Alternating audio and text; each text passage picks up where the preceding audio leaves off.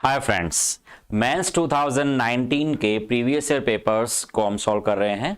हमने sporting errors, जो grammatical errors है, उनके हमने क्वेश्चंस पढ़ लिए थे। उनका रेंज तो काफ़ी सरल था, काफ़ी सरल वो पूछे गए थे, इतने ज़्यादा मुश्किल नहीं थे। अब देखो, नेक्स्ट जो आपका पार्ट है, fill in the blanks. Fill in the blanks के क्वेश्चंस क्या थे, किस तरीके से आपके क्वेश्चंस पूछे गए, देखिए बात करते हैं इनके बारे में।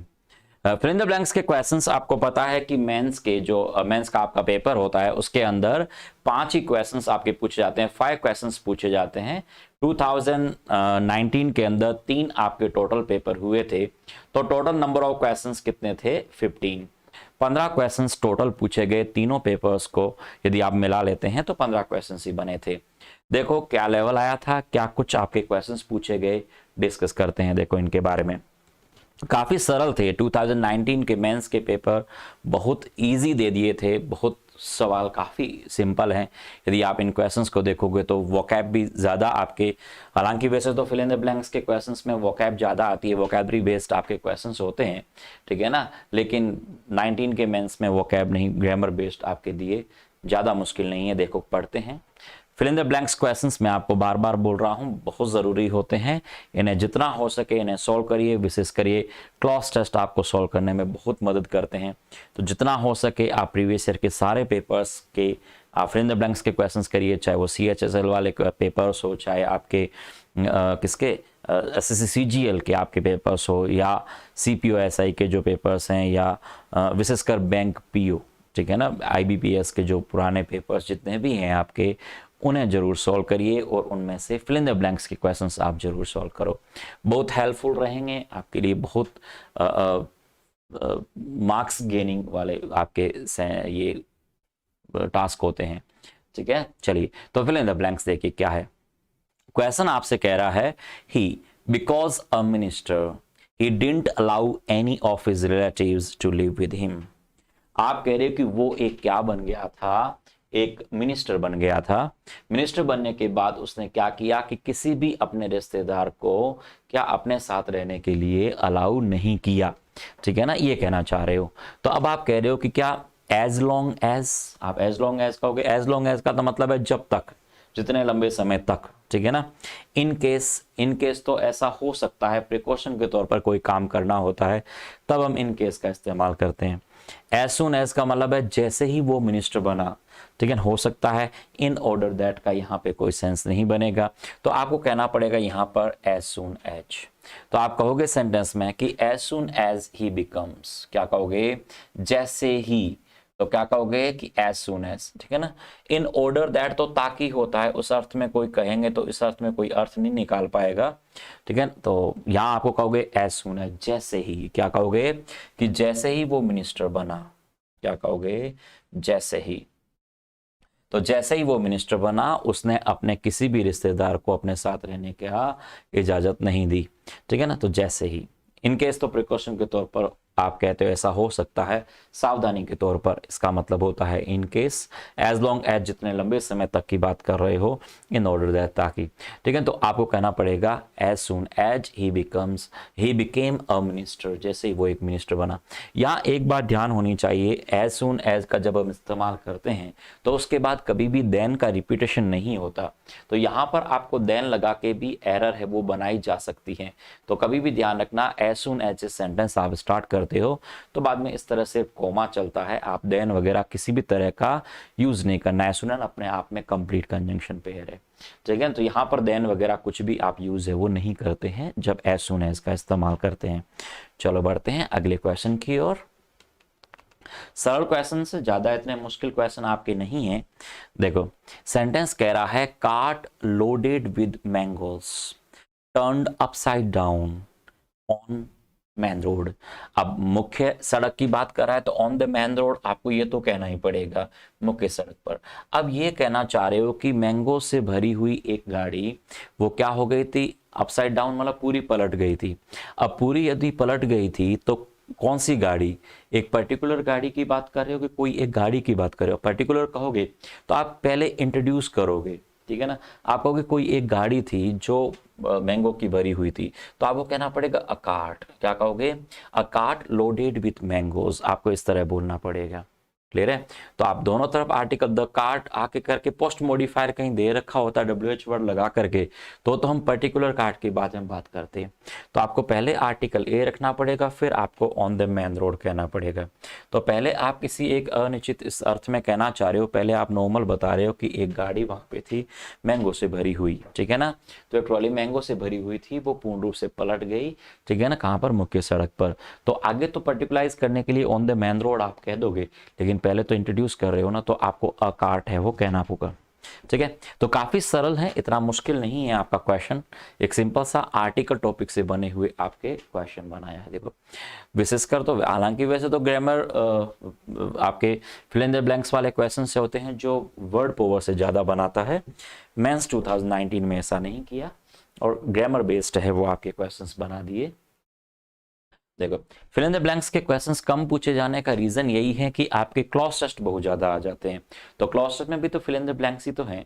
तो 25 नंबर ऑफ क्वेश्चंस आपके क्लॉज टेस्ट के होते हैं आपके, तो 25 वो और 5 क्वेश्चंस ये, तो टोटल मिला के 30 questions fill in the blanks के हो जाते हैं मेंस के पेपर के अंदर, ठीक है। चलो देखो अगला तीसरा क्वेश्चन क्या कह रहा है, we Rohit for the last 2 months.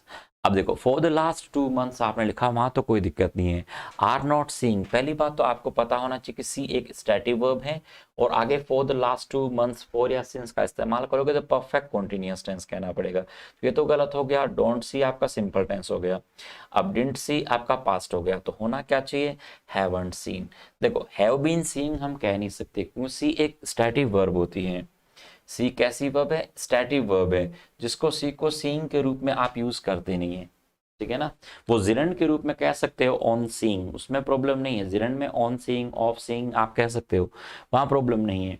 लेकिन मेन वर्ब के रूप में सी एज ए स्टैटिक वर्ब की तरह यूज करते हैं, तो आप उसको सी को सीइंग का यूज है वो नहीं करते हैं। यदि उसका मीनिंग बदलते हो, आप कह रहे हो वहां पे मिलने के लिए जाने के अर्थ में, तो उस अर्थ में आप कह सकते हो I am seeing my doctor this evening, तो उस अर्थ में सही हो जाता है क्योंकि वहां पर्पस दूसरा हो जाता है, उस सी का मीनिंग ही बदल जाता है। तो स्टैटिक वर्ब यदि अपना मीनिंग बदलती है सेंटेंस में, तो उसका जरूर आप सीइंग का इस्तेमाल कर सकते हो, वहां स्टैटिक वर्ब आईएनजी फॉर्म में यूज कर सकते हो। लेकिन यदि सी का मीनिंग आपका सेम मीनिंग निकाल रहा है, देखने के अर्थ में ही आप कहना चाह रहे हो, तो उस अर्थ में सी का सीइंग आप नहीं कह सकते हो। तो we haven't seen Rohit for the last 2 months, पिछले 2 महीने से हमने रोहित को नहीं देखा है, तो देखने के अर्थ में ही आ रहा है, स्टैटिक वर्ब है, आप हैव बीन सीइंग नहीं कह सकते। यदि इस सेंटेंस में ऑप्शन यदि मान लो एक ऐसे होता, एक मान लो ऑप्शन ये बना देता, एक ऑप्शन बना देता कि हैवंट बीन सीइंग, यदि मान लो एक ऑप्शन ये भी होता मान लो इस ऑप्शन में, ठीक है ना, तो ये बिल्कुल गलत होता। ये क्यों गलत होता, ये क्यों गलत होता, क्योंकि आप स्टैटिक वर्ब लिख ही नहीं सकते। आईएनजी वाली फॉर्म है, जो सी को आईएनजी वाली फॉर्म में ही लिखोगे ही नहीं क्योंकि ये स्टैटिक वर्ब है। तो स्टैटिक वर्ब में कॉन्टिन्यूअस टेंस आता है तो सिंपल टेंस में कन्वर्ट कर देते हैं और परफेक्ट कॉन्टिन्यूअस वाली सीरीज को परफेक्ट में चेंज करते हैं, ठीक है। तो ध्यान रखना कि यदि फॉर और सिंस यदि आप किसी स्टैटिक वर्ब के साथ यूज करते हो, तो फॉर और सिंस का यूज हम परफेक्ट टेंस में करते हैं, ना कि परफेक्ट कॉन्टिन्यूअस टेंस में करते हैं। हालांकि फॉर और सिंस प्रेपोजिशन का यूज आप परफेक्ट और परफेक्ट कॉन्टिन्यूअस दोनों तरह के सेंटेंस में करते हैं, कोई प्रॉब्लम नहीं होती है, ठीक है, दोनों में अप्रोप्रिएट रहते हैं। लेकिन यहाँ स्टैटिक वर्ब है तो आप यहाँ पर आईएनजी वाली फॉर्म में यूज है वो नहीं कर सकते, लेकिन परफेक्ट कॉन्टिन्यूअस टेंस बनेगा। चलो question number 4, we could see wild elephants bathing in the river. अब आप कह रहे हो कि वी कुड सी, हम देख पाए, आप कह रहे हम कुछ वाइल्ड एलिफेंट्स देख पाए का नहाते हुए, हम का नदी में नहाते हुए कुछ क्या वाइल्ड एलिफेंट्स है वो देख पाए, हाथी है हम देख पाए, जंगली हाथी देख पाए। तो एनी कहोगे, एनी तो यदि मान लो इसकी जगह कुडंट सी होता, नेगेटिव होता तो हम एनी लगाते, तो एनी का तो कोई मतलब ही नहीं रहा। नन भी नेगेटिव है, इसका कोई मतलब नहीं। लॉट तो लॉट ऑफ होता, तो अ लॉट ऑफ कहते तो कोई दिक्कत नहीं। We could see a lot of wild elephant तो सही हो जाता, लॉट का कोई सेंस नहीं बनेगा। तो पॉजिटिव सेंटेंस है, आपको सम कहना पड़ेगा। तो सेंटेंस बन रहा है कि we could see some wild elephants bathing in the river. आपके हम वहाँ घूमने के लिए गए थे, आपने कहा कि हम श्रीलंका घूमने के लिए गए थे, तो वहाँ नदी में हम बहुत सारे हाथी है वो नहाते हुए हमें वहाँ पर मिले, ठीक है, तो हम देख पाए उन्हें। तो we could see some wild elephants, इसकी जगह होता वी कुडंट सी, तो हम कह देते एनी वाइल्ड एलिफेंट्स, ठीक है ना, तो we couldn't see any wild elephant, तो उस अर्थ में आप कहोगे हम वहाँ पर कोई भी एक वाइल्ड एलिफेंट नहीं देख पाए, तो हम एनी लगा देते वहाँ पर। लेकिन सेंटेंस इन पॉजिटिव है, आपको सम कहना पड़ेगा, यहाँ पर आप एनी का यूज़ है वो नहीं कर सकते, ठीक है ना। एक आसान सरल सा सिंपल सा आपका क्वेश्चन है। देखो आगे बढ़ो, अगला सवाल आपसे क्या पूछ रहा है कि दिस विजिट, यहाँ पर विजिट एक नाउन है। देखो, will not interfere our plans, interfere from our plans कहोगे, इंटरफेयर विद आर प्लान्स कहोगे, इंटरफेयर इनटू आर प्लान्स कहोगे, या इंटरफेयर एट आर प्लान्स कहोगे, ठीक है ना। बताओ क्या होना चाहिए। This visit will not interfere with our plans, क्या कहोगे, with our plans. Interfere with our plans, हमारे प्लान के साथ इंटरफेयर करना, तो दिस विजिट, इंटरफेयर इनटू नहीं, इंटरफेयर विद आर प्लान्स कहोगे, क्या कहोगे, इंटरफेयर विद आर प्लान्स, आपको विद लगाना पड़ेगा, ठीक है, ना कि आप इनटू लगाओगे। Interfere with our plans.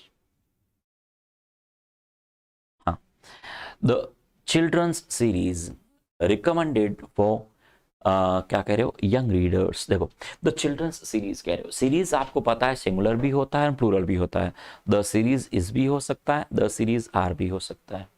Children's तो आपका पॉजेसिव केस में लिखा हुआ है, तो पॉजेसिव केस का तो कोई वर्ब के ऊपर तो असर पड़ता नहीं है, जैसी आपकी नाउन होती है वैसी वर्ब आती है।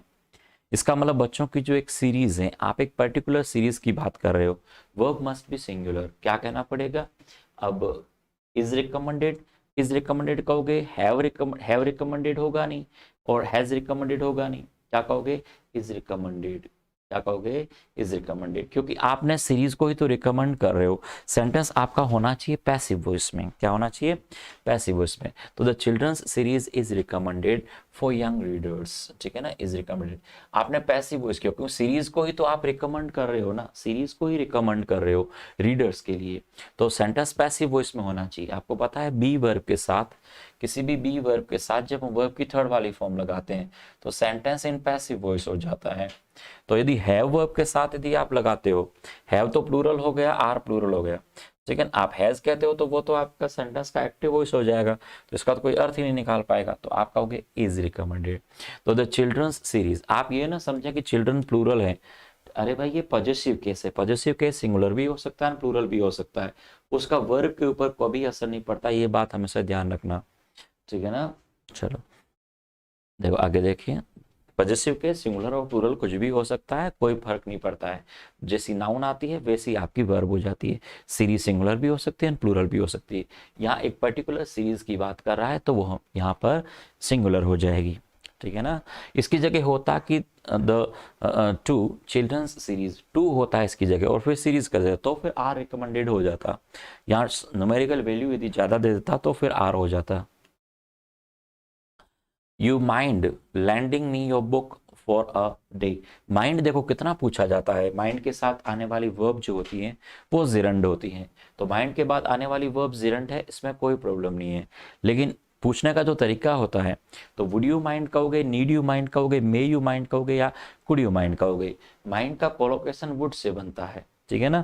और आपको कहना पड़ेगा would you mind lending me your book for a day, would you mind, ठीक है, डू यू माइंड भी कह सकते हो, डू यू माइंड या वुड यू माइंड, क्या कहोगे, वुड यू माइंड, ठीक है। Would you mind lending me your book for a day, क्या आप मुझे एक दिन के लिए आपकी बुक है वो दे सकते हो, तो would you mind lending me your book for a day, तो वुड लगाना पड़ेगा, और माइंड अपने बाद में क्या लेता है, जिरन लेता है, ठीक है ना। Okay, would you mind telling me the truth, ठीक है ना, इस तरह would you mind telling me the story, ठीक है, would you mind plus ING वाली फॉर्म का इस्तेमाल है वो किया जाता है, ठीक है। चलो नेक्स्ट देखो question number 8, the artist will arrive within an hour, between an hour, along an hour या before an hour, within an hour, the artist will arrive within an hour, एक घंटे के अंदर अंदर, तो आपको यहाँ पे कहना पड़ेगा within, क्या कहोगे, within an hour, तो the artist will arrive within an hour, एक घंटे के अंदर अंदर वो आ जाएंगे, within. The police will regard it as an accident, any evidence to the contrary is found. Sentence की मीनिंग को समझना है आपको। यहाँ पर अच्छा सेंटेंस बना हुआ है। यहाँ ये कह रहा है कि the police will regard it as an accident. आगे पुलिस इसको क्या कर लेगी, एक्सीडेंट घोषित कर लेगी। कब? Any evidence to the contrary is found. आप कह रहे हो कोई भी एविडेंस उसके विपरीत पाया गया तो, आप कह रहे कोई भी एविडेंस है यहाँ पर विपरीत पाया गया तो पुलिस क्या करेगी, कॉन्ट्रेरी विपरीत होता है कि विपरीत जस्ट अपोजिट होता है, ठीक है, उसे कॉन्ट्रेरी कहते हैं। तो पुलिस इसको क्या कर देगी, आपको एक्सीडेंट घोषित कर देगी। अब आपने कह दिया कि क्या स्टिल एनी एविडेंस, स्टिल का तो कोई सेंस नहीं रहा, वेन का कोई सेंस नहीं, वेन एवर एनी एविडेंस। अब आप otherwise any evidence to the contrary is found कहोगे या अनलेस कहोगे। देखो अदरवाइज का मतलब हो गया कि otherwise any evidence to the contrary is found. आप कह रहे हो कि मतलब नहीं तो कोई भी एविडेंस उसके विरुद्ध पाया गया। यदि नहीं तो कोई भी एविडेंस है, साक्ष्य है, वो उसके विरुद्ध पाया गया तो पुलिस उसको क्या कर देगी, एक्सीडेंट घोषित करेगी। आप ये नहीं कहना चाह रहे हो, आप ये कहना चाह रहे हो कि यदि कोई भी एविडेंस उन्हें नहीं मिला, ठीक है, उसके विपरीत कोई भी एविडेंस उसके विरुद्ध नहीं मिला, तो आप अदरवाइज की बजाय आपको अनलेस कहना पड़ेगा। तो unless any evidence to the contrary is found the police will regard is as an accident. आप फिर वहाँ कोई भी यदि उनके खिलाफ यदि कोई भी उसके विपरीत कोई भी यदि वहाँ पे सुराग नहीं मिला, कोई भी साक्ष्य यदि नहीं मिला, तो पुलिस उसको क्या करेगी, एक एक्सीडेंट घोषित कर देगी। तो आपको यहाँ पर अनलेस कहना पड़ेगा। क्या कहना पड़ेगा? यदि नहीं का सेंस देना है आपको यहाँ पर, यदि नहीं का सेंस देना है। और यदि नहीं का सेंस कौन दे रहा है? अनलेस दे रहा है आपके यहाँ सेंटेंस के अंदर। तो आप क्या कह दोगे? अनलेस। लेकिन आप ये कहना चाह रहे हो कि अगर कोई सबूत नहीं मिला तो, यदि उनके विरुद्ध कोई सबूत नहीं मिला तो, यदि नहीं, तो इस सेंस में आपको अनलेस कहना पड़ेगा, ना कि यहाँ पर अदरवाइज कहोगे। क्वेश्चन नंबर 10 देखो। The chair was discarded by the tenant. The chair, अब कैसी चेयर? ब्रोकन चेयर, टूटी हुई चेयर। ब्रोक चेयर तो कोई मतलब नहीं है, ब्रेक चेयर कोई मतलब नहीं है। अब आप प्रेजेंट पार्टिसिपल और पास्ट पार्टिसिपल की बात कर रहे हो। ब्रोकन चेयर हो या टूटी हुई चेयर हो गई। ब्रोकिंग चेयर, ब्रोकिंग तो होता ही नहीं, ब्रेकिंग होता है। ब्रोकिंग वर्ड ही गलत है। ब्रेकिंग चेयर होता तो वो तोड़ने वाली चेयर हो जाती, तो कोई तोड़ने वाली चेयर तो है नहीं, टूटी हुई चेयर होती है। पास्ट पार्टिसिपल आपका लगेगा broken chair. The broken chair was discarded by the tenant। ठीक है ना, ब्रोकन चेयर, टूटी हुई चेयर। यदि आप ब्रेकिंग कहोगे, ब्रेकिंग न्यूज, ठीक है ना, आप प्रेजेंट पार्टिसिपल लगाते हो तो वो सामने वाले को प्रभावित करता है।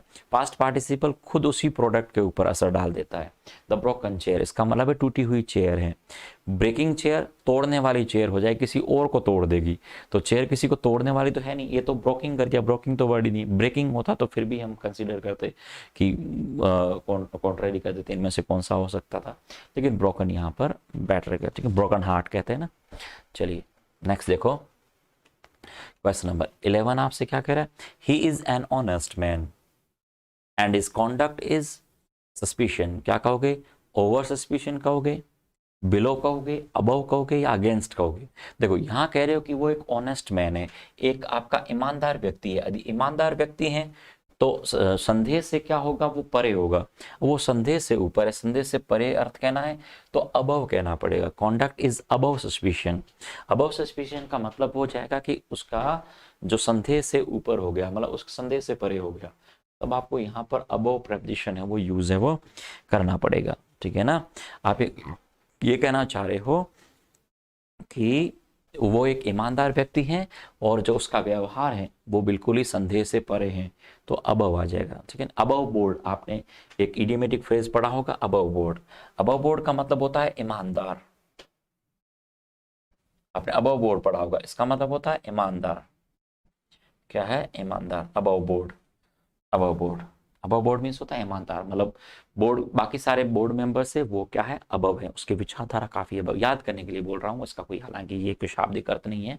अबव बोर्ड, जैसे मान लो आप किसी इंटरव्यू बेंच में बैठे और वहां पर उस बेंच में मान लो 10 लोग हैं, 10 में से 9 को आपने खरीद लिया, लेकिन एक ऐसा बंदा है जिस व्यक्ति को आप खरीद नहीं पाए, उसकी विचारधारा बाकी बोर्ड मेंबर से ऊपर है, तो अबव बोर्ड, ईमानदार व्यक्ति, डिसेंट है वो, ठीक है। तो अबव बोर्ड, तो यहाँ पर अबव सस्पिशन कह रहे हो, संदेह के, सस्पिशन संदेह होता है, संदेश से बिल्कुल ऊपर है। उसका व्यवहार जो है, कॉन्डक्ट जो है, कॉन्डक्ट एज अ नाउन, ये यहाँ पर नाउन है, पजेसिव लग गया ना, पजेसिव लग गया तो नाउन हो गया। जब नाउन होती है तो इसको कॉन्डक्ट कहते हैं, वर्ब होती है तो कंडक्ट कहलाती है, वर्ब होती है तो उसका प्रोनाउंसिएशन होता है कंडक्ट, नाउन होती है तो इसको कहते हैं कॉन्डक्ट, ठीक है ना। चलिए, तो he is an honest man and his conduct is above suspicion, ठीक है ना, ईमानदारी ऐसे कह सकते हो कि वो संदेह से परे हैं, संदेह से ऊपर है, संदेह के घेरे से बाहर है। There no porters on the platform, आके प्लेटफॉर्म पर कोई भी कूली नहीं था। He had to carry his luggage himself, इसलिए उसे अपना लगेज है वो खुद लेके जाना पड़ा। देयर, अब आपको यहाँ सेंटेंस में क्या बी वर्ब लगानी पड़ेगी। अब बी वर्ब कौन सी लगाओ, बीन तो परफेक्ट फॉर्मेट होता है, तो ये तो हैज हैव हैड के बिना आप यूज कर नहीं सकते। हैविंग कहोगे तो हैविंग के साथ वर्ब की थर्ड फॉर्म चाहिए, ये ऑप्शन बनेगा नहीं। गोइंग तो खैर बिल्कुल ही गलत हो गया, तो सीधी बी वर्ब की आप जिरंड फॉर्मेट लिख दो और सीधा ही लिख दो प्रेजेंट पार्टिसिपल में, देयर बीइंग नो पोर्टर, ठीक है। आप देयर यदि नहीं होता सीधा ही कह सकते थे बीइंग नो पोर्टर अवेलेबल, ठीक है। On the platform he had to carry his luggage himself, इसका मतलब हो गया कि कोई भी किसी भी तरह का कूली है, पोर्टर्स कूली होते हैं, पोर्टर्स क्या होते हैं, कूली, ठीक है ना, कूली। तो there being no porters available on the platform he had to carry his luggage himself, आपके वहाँ कोई भी कूली मौजूद नहीं था, इस वजह से उसने क्या कर दिया, ठीक है ना, क्या किया, अपना सामान है वो खुद लेके गया। आपको बीइंग कहना पड़ेगा, बी वर्ब लगानी पड़ेगी, being. Been has have had लगाना होता तब जाके आती, हैविंग के साथ वर्ब की थर्ड फॉर्म पास्ट पार्टिसिपल के रूप में having plus third form use करनी होती, जो इस ऑप्शन में है नहीं। यहाँ पर गोइंग का कोई सेंस नहीं है, तो क्या बनेगा, बी, क्या बनेगा, बी। ये आप ऑप्शन से भी काट सकते थे इस सेंटेंस को, कोई ज़्यादा इतना मुश्किल नहीं है, ठीक है ना। आप इनमें से कितने क्वेश्चंस कर पा रहे हो, आप कमेंट्स में ज़रूर मुझे बताइएगा कि आपके कितने क्वेश्चंस सही हो रहे हैं, ठीक है ना। किसी क्वेश्चन में अटक रहे हो तो आप मुझे ज़रूर कमेंट करके पूछिएगा, मैं आपका रिप्लाई वहाँ पे कर दूंगा। क्वेश्चन नंबर 13 देखिएगा आपका क्या कह रहा है। The whole watch spacious to accommodate all the guest, देखो क्या कह रहा है यहाँ पर, स्पेशियस कह दिया। अब स्पेशियस तो आपका एडजेक्टिव है, अब एडजेक्टिव, अब आगे क्या कर दिया, टू इन्फिनेटिव लगा रखा है, अब बाद में लगा रखा है। पहले होता तो सो और टू है वो भी पहले लगता है, टू नेगेटिव सेंस में आता है, वो पहले लग जाता है। अब स्पेशियस ऑल्सो, टू ऑल्सो का कोई सेंस नहीं है, फेयरली पहले इस्तेमाल होता है, फेयरली स्पेशियस होता है, ठीक है। रादर का इस्तेमाल बाद में कर सकते हो, लेकिन रादर कहोगे तो सेंटेंस आपका आगे है वो सेंस नेगेटिव दे देगा, तो आपको क्या कहना पड़ेगा, इनफ। और इनफ का यूज आपको पता है एडजेक्टिव के बाद में ही होता है, पहले तो हम कर नहीं सकते, तो आपको कहना पड़ेगा इनफ। टू स्पेशियस से पहले आता, टू यदि होता तो इसके पहले आ जाता, लेकिन वो नेगेटिव सेंस दे देता, ये पॉजिटिव सेंस है। The whole watch spacious enough to accommodate all the guest, ठीक है ना। आप कह रहे हो कि सारे गेस्ट के लिए ठहरने के लिए वो हॉल था, उसमें जो जगह थी वो पर्याप्त मात्रा में थी, तो आप कह सकते हो the whole watch spacious enough. चलो अगला क्वेश्चन देखते हैं, काफ़ी सरल है ये, कोई ज़्यादा मुश्किल क्वेश्चन नहीं है, काफ़ी आसान क्वेश्चन पूछे, मेंस लायक क्वेश्चन नहीं है, आगे प्री लायक क्वेश्चन है जो मेंस के अंदर पूछे हैं 2019 के पेपर में, काफ़ी सरल पेपर आपको दे दिया था। देखो, everything happened so quickly see felt dazed, देखो यहाँ आप कह रहे हो सेंटेंस में है कि एवरीथिंग हैपेंड सो क्विकली, सो के बाद आपने एडवर्ब लगा रखी है, ठीक है, कोई दिक्कत नहीं है। सो सच के साथ नाउन आनी चाहिए, और सो एडजेक्टिव और एडवर्ब दोनों आ सकती है। अब देखो सो के बाद में क्या लगाते हैं, आप सिंस लगा नहीं सकते, दैट लगाते हैं, देन और देन का इस्तेमाल होता नहीं है, ना सिंस आएगा, ना देन आएगा, ना देन आएगा। सो दैट क्या होता है, सो और दैट का आपका कंजंक्शन पेयर बन जाता है, ठीक है ना, so that.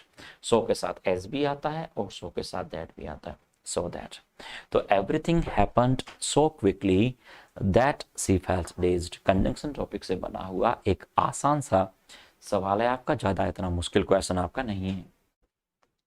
Okay, next question देखते हैं, क्वेश्चन नंबर 15, देखो क्या कह रहा है आपसे, सरल है इतना, ये भी आपका कोई मुश्किल क्वेश्चन नहीं है। देखो, everyone in the family been questioned about the theft, देखो theft, everyone in the family, अब एवरीवन इन द फैमिली कहोगे तो फैमिली में क्या है, एवरीवन। अब प्रेपोजिशन वाले पार्ट के लिए तो हम वर्ब लगाते नहीं, फैमिली के लिए तो इज और आर दोनों लगा सकते हैं, जैसा पॉजिटिव होता है उसके अकॉर्डिंग इज और आर दोनों पॉसिबल होते हैं। लेकिन इन द फैमिली लिख दिया तो ये तो प्रेपोजिशनल फ्रेज चला गया, इसके लिए तो वर्ब आती नहीं है। वर्ब किसके लिए आएगी, एवरीवन के लिए आएगी। एवरीवन के लिए लगाओगे तो वर्ब आपकी सिंगुलर लगानी पड़ेगी, और आगे बीन क्वेश्चन लिखा हुआ है तो हैव वर्ब तो चाहिए चाहिए, ठीक है। तो इज आ नहीं सकती, आर आ नहीं सकती, ठीक है ना, जो कि बीन वर्ब है तो हैज हैव चाहिए। तो अब आपको हैव कह नहीं सकते क्योंकि एवरीवन आपका सिंगुलर है, तो has been question about the theft. तो everyone in the family has been question. Has been question का मतलब हो गया कि हर एक को क्वेश्चन पूछा गया, हर एक को क्वेश्चन है वो पूछा गया, आपको हैज कहना पड़ेगा। तो आप इन द फैमिली यहाँ हैव मत लगा देना, ठीक है, क्या कहोगे, हैज बीन क्वेश्चन, ठीक है ना। सब्जेक्ट और एग्रीमेंट का आपका क्वेश्चन है, डिटर्मिनर्स पार्ट से आपका क्वेश्चन बन रहा है यहाँ पर, ठीक है। तो everyone in the family has been question about the theft, ठीक है, थेफ्ट। तो यहाँ सेंटेंस आपका काफ़ी सरल है, कोई इतना मुश्किल आपके सवाल नहीं पूछे गए, ठीक है ना।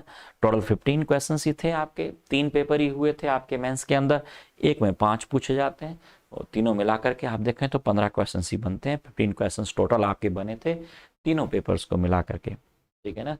बाकी जो क्वेश्चंस बनते हैं फिल इन द ब्लैंक्स के वो क्लॉज टेस्ट में बनाए जाते हैं, इस वजह से आपके जो हैं मेंस के अंदर कम पूछे जाते हैं, 5-5 क्वेश्चन ही आपके बनते हैं, ठीक है। जो इसका तीसरा पार्ट है जो आपका सेंटेंस इम्प्रूवमेंट से, वो अगली क्लास नेक्स्ट क्लास में हम पढ़ेंगे सेंटेंस इम्प्रूवमेंट। उसमें 22 क्वेश्चंस आते हैं एक पेपर के अंदर, टोटल 66 क्वेश्चंस होते हैं मेंस के अंदर 3 पेपर में। जो 66 क्वेश्चंस हैं उनको हम अगले 2 वीडियोस के अंदर कंप्लीट करेंगे, ठीक है। चलिए, ओके, थैंक्स फॉर वॉचिंग, ठीक है। मिलते हैं नेक्स्ट वीडियो में, ठीक है ना, ओके। तब तक के लिए बाय बाय।